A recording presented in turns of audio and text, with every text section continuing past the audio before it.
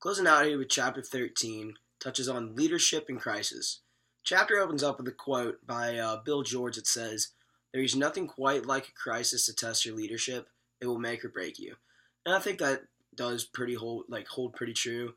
Um, you know, Certain situations calls for certain reactions, and granted on like how big the situation is, um, the type of leader that you are will help you, like it says, make or break you. It matter if you get through it or not.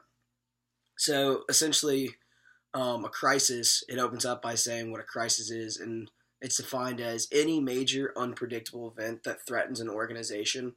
I'm in risk and crisis management right now for communications, and it's actually a pretty interesting class. But yeah, you learn about the differences between crisis and risk. But we've talked about some ongoing crises that you see, and I actually just did a report on Apple and their phones with the whole battery situation, the crisis that they went through. So it's pretty cool to see that. That was on a separate note. But so the next thing the chapter goes into is anatomy of a crisis, and that comes off.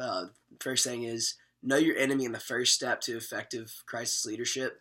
And it goes in and talks about the different types of crises, which is the public perception, natural disasters, product of service, terrorist attacks, human resources, industrial, oil and chemical spills. I mean, just recent, the BP, when that happened, that was a huge ordeal. And they faced a lot of backlash and still catch a lot of heat for that today. Transportation and outside environment. And there's three crisis stages that the chapter talks about. First one being pre-crisis. And that's the period of normalcy within the group that should be alerted to warning signs and signals that a crisis is developing. So pretty much just something's about to happen. And then it goes into crisis event, and that begins when trouble breaks out and ends when the immediate danger is over. And then finally wrapping up, it's the post-crisis, and that's when the immediate danger is past and the organization has resumed normal operations. The post-crisis is usually too when you'll see a lot of the kind of rebuilding the image.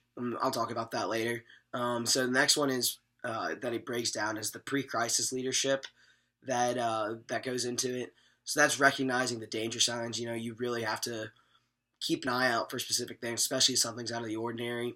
Look for trouble. Create a crisis management plan. Just so, I know a crisis, you never really know which way or some things are going to go, but it's nice to kind of have an established plan of what type of route that you might take and might kind of eliminate some of the damage. And also establish credibility. So yeah, that's pretty much pre-crisis. And the next one is leading during the actual crisis event, and that's initiate action and coordinate activities. Act as a spokesperson. That's just kind of taking responsibility of it too, especially if you do all the right things in pre-crisis. You show that you're established and know that you're like really good to go. And then engage in diligent decision making, and then also connect with vision and values. So the next thing goes into is post-crisis leadership. First thing with that is you really want to rebuild the organization's image, but then also once it's all said and done, reflect and learn from the experience. Then you can foster resilience, which is the ability to bounce back after a crisis and become better than before.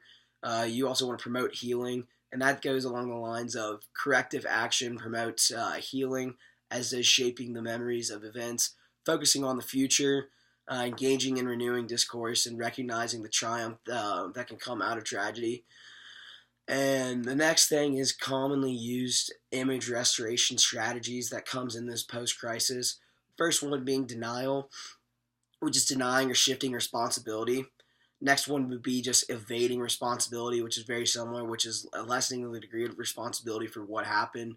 Then the next one is reducing offensiveness, which is minimizing the audience's negative feelings towards the organization, or if it's an individual, towards them. The next one is the corrective action to repair the damage and to prevent a reoccurrence of the problem. Pretty self-explanatory. And the next one was mortification, which is a great one. I feel like obviously just because you're admitting guilt and apologizing, you recognize that something definitely did go wrong and that you are apologetic for the instance. So the next thing it talks about in this post-crisis strategy leadership styles is to base your image restoration strategy on the level of the organizational threat. So for that, you want to deny strategies are most effective when the organization is the victim of the events. Next one was diminishing strategies, which those work best when the crisis is accidental or unintentional. And then the next one was rebuilding strategies, which they should be used when the organization is blamed for the crisis. So in the grand scheme of things, when it's all said and done, the ultimate goal of crisis learning is to create a high reliability organization. You always want to have a good image, especially if things do go south. You want to know that the people that trust you know that you're going to bounce back and really have the resilience to get through the whole instance and know that they have good leadership. So when it comes going off of that, high reliability organizations are mindful of failure, taking nothing for granted while improvising in the face of surprises. And the next thing that the chapter kind of closes out and talks about is extreme leadership, and that's inherently motivated. It's continuous learning. You share risk with followers, no sense of elitism. You have inspire high confidence, trust, and loyalty.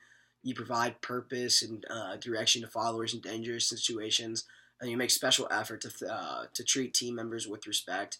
And that's a big thing too. I mean, especially with leadership. I know I've mentioned it before, and that's just respect is so key to have, and kind of have that mutual respect too. I'm a big fan of treat others the way you want to be treated, and I think that's what any respectful relationship will stem from, and is a very significant quality when it comes to a leader. So yeah, that is chapter 13, Leadership in Crisis.